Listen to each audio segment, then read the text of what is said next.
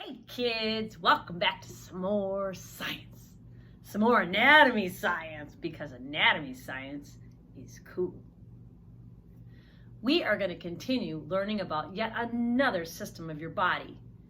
We've already learned about the skeletal system. Then we learned about the circulatory system, your heart and your blood. This week, we're learning about a system called the pulmonary system, your lungs. Today you're going to learn all about your pulmonary system, which is your lungs and the tubes that go to it, your mouth and your nose. You're going to also add some more parts to your body bag. So let's learn about the lungs by taking a look at a book on your lungs. Inside me, my lungs. My lungs. That's what you look like. Take a deep breath. Fresh air feels good on a summer day. Air is all around you. It is filled with oxygen. You need oxygen to use your brain. You need it to move your arms and legs.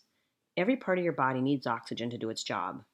Your body takes in oxygen by breathing. Your body breathes all the time. Air also has carbon dioxide. Your body makes carbon dioxide. When you breathe out, your body is getting rid of carbon dioxide. You hold your breath when you swim underwater. You can stay underwater for only a short time. Your body needs air.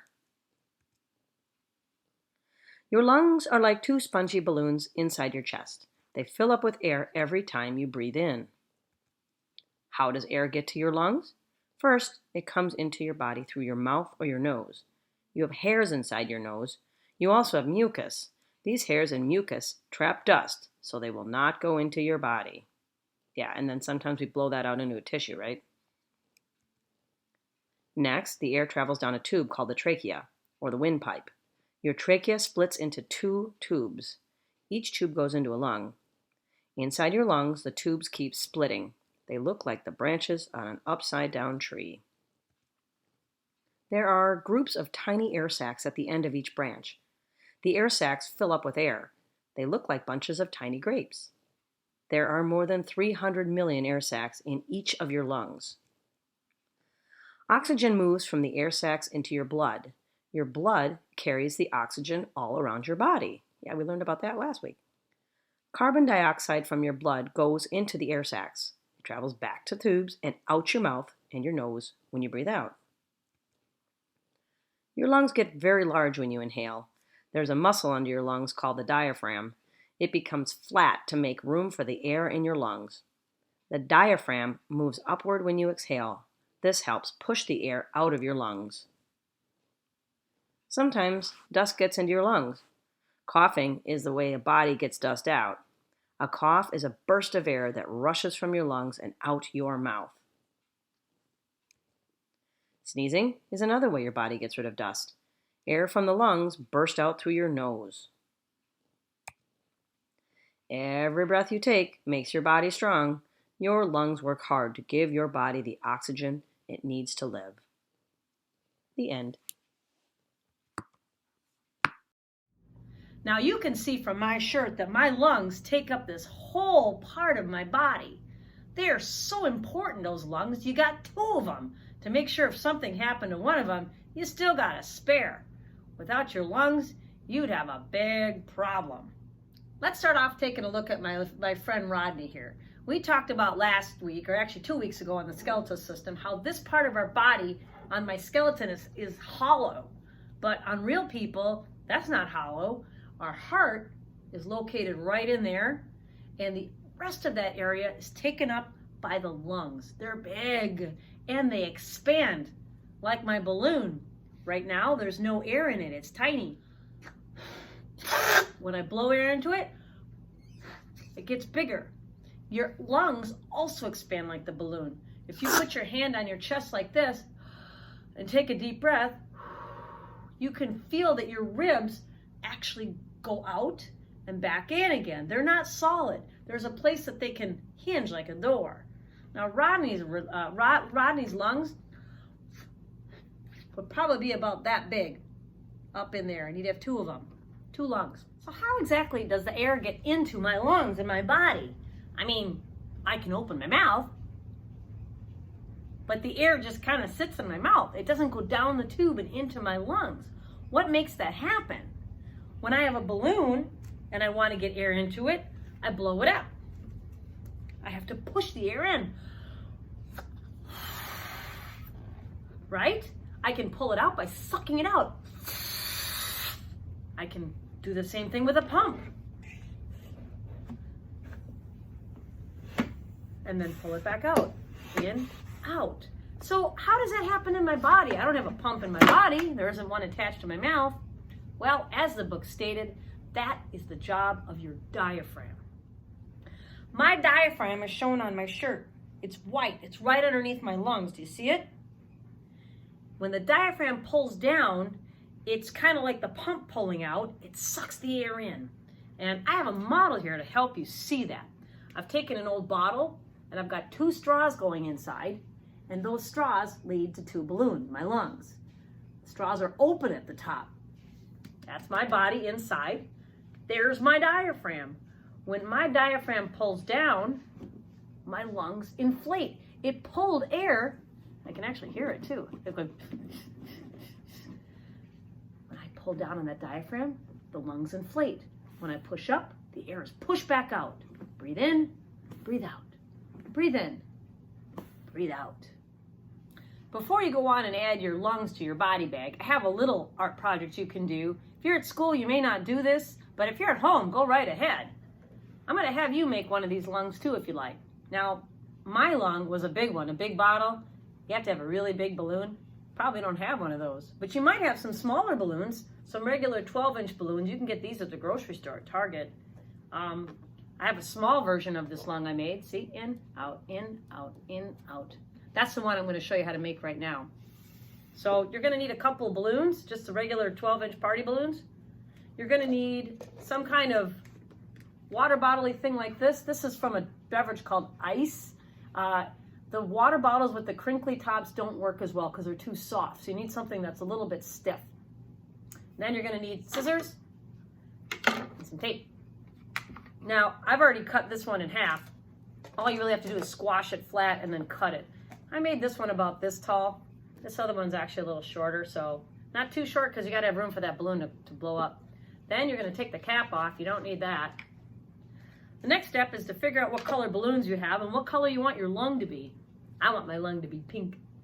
So I'm going to stuff it inside like that so it's hanging down. And then, and you might need some help with this, I'm going to stretch the top without ripping it, that's the hard part, over the lip of the bottle. See?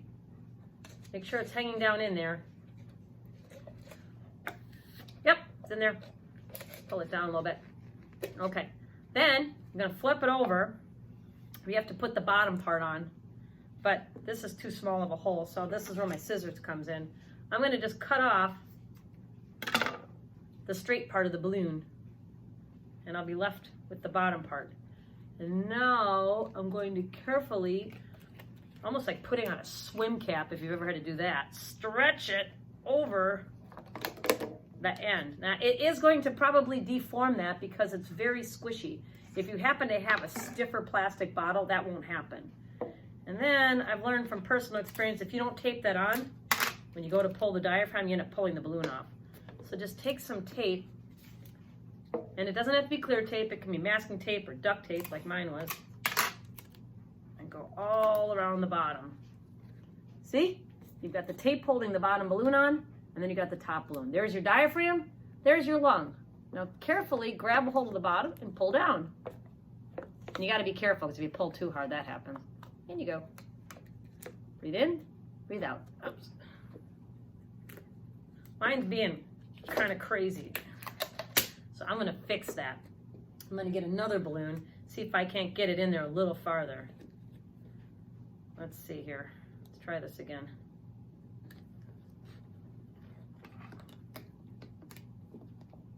Okay. Breathe in, breathe out. Breathe in, breathe out. Breathe in, breathe out. So what I ended up doing is I didn't pull it around the edge quite as much, just around the lip. And then when you go to push it out, don't push too hard or you're going to shoot the balloon out the top. See? If I push too hard, whoop, that happens. So just gently. enjoy your lung. So now that you know all about your lungs and breathing and how important it is to keep your body healthy and safe, let's talk about ways to make sure that your lungs are working the way they should be. Number 1, make sure you have a supply of good clean air.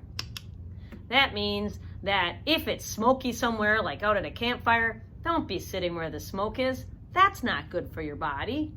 That also means don't cover up your mouth or your nose. You gotta breathe through those. I've seen kids pull their sweatshirt down before and tie them off. How are you supposed to breathe through that?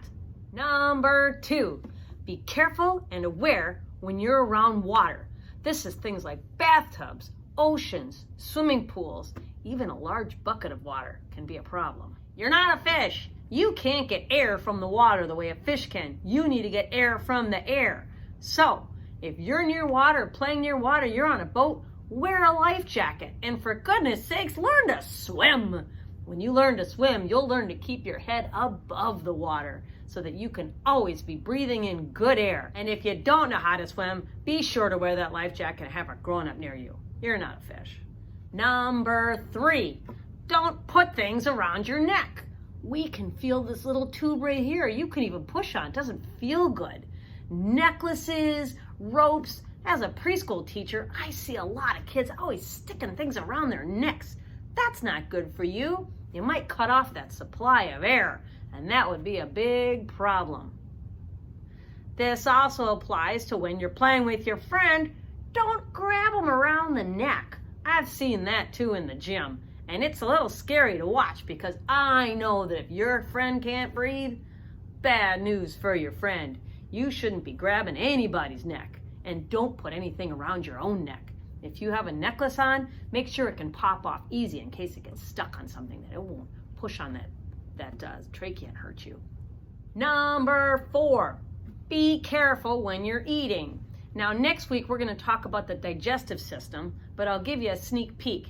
Not only is your breathing tube at the back of your mouth, but so is your swallowing tube. And if things go down the wrong tube, if food ends up in that breathing tube, then you can't breathe and you start to choke. The biggest source for kids for choking is eating foods that are too big and by swallowing things that aren't food. In the first case, hot dogs and marshmallows can be a real danger because they're just big enough to get stuck in that tube. So if you're going to be eating hot dogs and marshmallows, cut them up or take tiny bites. And don't put things in your mouth that aren't food. Toys aren't food. Don't be chewing on that Hot Wheel car. Again, as a preschool teacher, I see a lot of this. If it's not food, it does not belong in your mouth. You don't want to end up accidentally breathing that into your lungs. This rule also applies to your nose holes. Don't stick things up your nose. Why on earth would you ever think to put, a bead or a rock up your nose? But I've seen it happen. Friends, don't be putting things in your mouth and up your nose unless it's air. That's the only thing that should be breathing in your mouth and nose. Treat your body right. It's got an important job to do, and it can't do it if you're messing around with it. Your respiratory system is incredible. Let it do its job, and it will keep you healthy. Before we head off into that art project, how about a little Storybots? Storybots. When you breathe in, you take oxygen from the air and into your lungs, and then they spread it to all the rest of you. From your toes to your thumbs, the respiratory system. Air goes in a flood from your lungs to your blood. Through the bronchioli, they branch out like little trees. What your body needs is for your lungs to breathe every second of the day. Do, do, do, do, do, do. The two lungs in your chest allow you to express, to whistle, to speak and to sing. Like two balloons they fill up until the air goes out, then you can jump and shout. When you breathe in, you get oxygen, and when you exhale, you lose all the air that's stale. What your body needs is for your lungs to breathe every second of the day. Every second of the day. Art project time! For your art project this week, we're going to add lungs to your body bag. Here's your body bag. So far, you've added your backbone and your ribs on one side. and your heart and your circulatory system, your blood vessels on that side. Time to add some lungs. So to prep for this, I've got 2 baggies. They're not Ziplocs, they're just regular bags. Mine are kind of big. It's better if they're smaller, but I didn't have any smaller. And then I have 2 straws. Bendy ones work best. Zip, zip, zip. So what I'm gonna do is, these are kind of big right now. I'm gonna actually cut a little bit off the top. You might need a grown-up to help you with this part, so that they're a lot smaller, because we're actually gonna tape these bags onto the straw. Okay, so with the bendy part at the top, not at the bottom, at the top, I'm gonna get some tape, and I'm gonna need to create a seal with the tape so that no air leaks out. The best way to do this is to kind of put the straw in there and kind of mush it all together so it's pinched on there with a little bit of the straw inside still. Give it a little twist.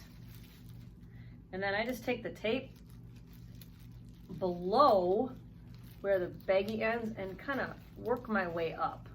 This is definitely probably better done by a grown-up. And you know you've done it right, because once it's on there, if you blow in, your lung blows up. If you suck on it, it comes back out. Now, if you blow on your straw and it doesn't blow up, then you've got a hole somewhere and you need to fix that. Otherwise, it's not going to work. So let's do that to our other one now. There's my lungs. That one works. And that one works. Now, let's put them on our body. To get our lungs on our body, here's the top of my bag where the hole is. There's my heart and my blood vessels.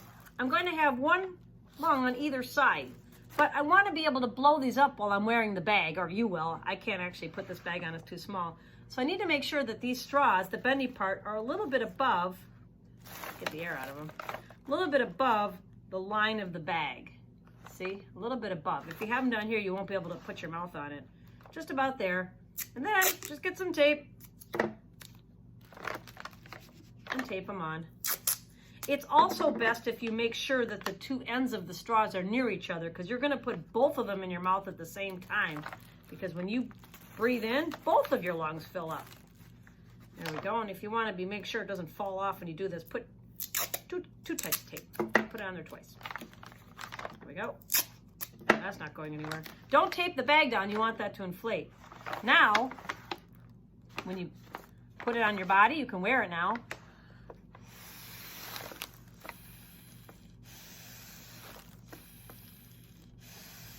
You can inflate and deflate your lungs. Well, that's all I have this week on your pulmonary system, your lungs. Your body bag should be looking pretty cool. And you know what else is cool? Science is cool.